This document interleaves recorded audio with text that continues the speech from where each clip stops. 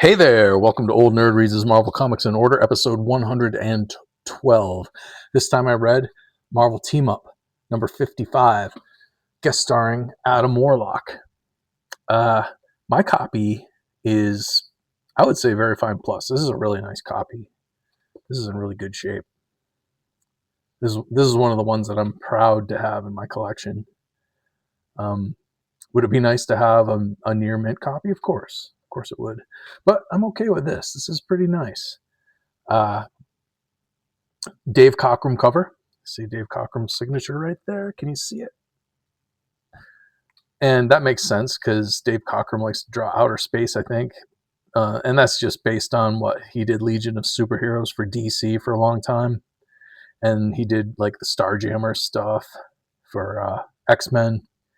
So he's a good pick for doing outer space. Now, as much as I like this cover, I would like to have seen what John Byrne would have done for the cover, because John Byrne is the interior artist. But yeah, John Byrne. But I think Dave Cockrum does pretty good. I like his Spider-Man. Spider-Man looks good. The only thing that gives away that it's a Dave Cockrum cover, I think, is Adam Warlock's face. Other than that, the rest of the cover, I would never be able to tell who the cover artist was. And the face just barely makes me think of Dave Cockrum. But this issue continues from last issue. Spidey accidentally launched himself into space from a top secret military base out in the New Mexico desert. He was in the middle of a tussle with the Hulk and Wood God, and accidentally fired himself into space. And the cliffhanger was, not only was he accidentally launched into space, but his oxygen levels are dangerously low. So it looks like it's curtains for our pal Spidey. Friendly Neighborhood Spider-Man is about to die. And the lack of oxygen and the thump he took on the head's making him hallucinate. Hence this great splash page by John Byrne with all Spidey's side characters: J. Jonah Jameson, Mysterio, Hulk, Kingpin, Green Goblin, Wood God, Mary Jane, Vulture, the Green Goblin, Doc Ock, Aunt May. So he's got his whole cast of side characters. Right here, he's hallucinating as he's about to die in space. But luckily for him, Adam Warlock just happens to be flying by. So Warlock his title just got canceled. He had about a 15-issue run. Warlock was introduced in like Marvel Premiere, Marvel Feature, one of those titles. Got his own book. Lasted from 1972 to 1976. It ended in August of 76 with issue 15. Jim Starlin had been drawing and writing it for 5 or 6 issues, and it got canceled, I guess. I'm not real sure what the story is, but the last issue of Warlock kind of continues in this issue of Marvel Team Up. And this issue is kind of interesting because it's kind of a nexus of a bunch of different books. So Warlock got canceled, but his story continues here in this issue. He's going to save our pal Spidey because he detects a life presence aboard this rocket. So he helps it land safely in the blue area of the moon. That's, I believe, where the Inhumans live, maybe? I forget. And it's kind of funny. He helps the rocket land safely. He rips the door off. And then we have a page of ads. And he goes and looks inside, thinks he's crazy because he detected a life presence inside this rocket, but there's nobody in there. And then he realizes, oh, Spider-Man's stuck to the door he just ripped off. It's kind of funny. But then we get the Stranger as our bad guy this time. And he's like a cosmic villain. I don't know who created him, whose rogues gallery he belongs to. I don't know if he's like a Fantastic Four nemesis or maybe he's a Warlock nemesis. I'm not really sure what the Stranger's story is. I know that I have like a official handbook to the Marvel Universe with him in it. in the S listings, but I don't remember who his who his rogue who what hero he is a member of the Rogues Gallery of. um, but anyway, he shows up here on the moon, and he's looking for a MacGuffin of some sort. And what I mean by saying that this issue of Marvel Team Up is like a nexus of a bunch of different comics, like Warlock's title ends and it continues here in this issue, and then the Stranger, we find out he's looking for whatever it is he's looking for, whatever MacGuffin he's looking for. And that's going to continue in a different comic as well. That's going to continue in the pages of the Champions, which I think John Byrne might be drawing at this time. But as we progress through here, it's going to tell us when we get there. I'll point it out. But yeah, Warlock and the Stranger engage in battle. Spider-Man gets knocked off to the side, and he meets this character called the Gardener, and he's just like a cosmic hippie gardener type person. He's created this garden in the blue area of the moon, and he's just takes care of his garden. He has some sort of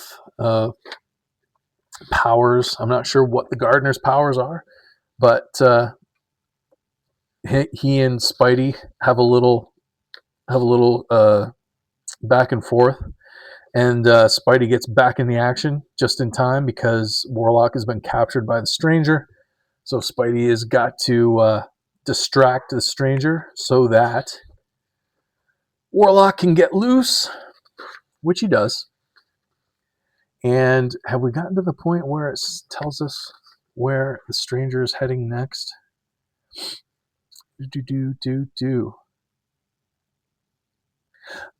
Right here. It doesn't say till the end, but it says, as for the Stranger's mysterious mission, tune into the pages of the Champions, number 12. So that's where the Stranger's headed. Warlock, he's going to just take Spidey back to Earth. And then there is this mysterious metallic egg that's just waiting for the moment to open. And that's one of our cliffhangers. So we get all kinds of this is like a cross point of several different characters and storylines and comics. Really good issue.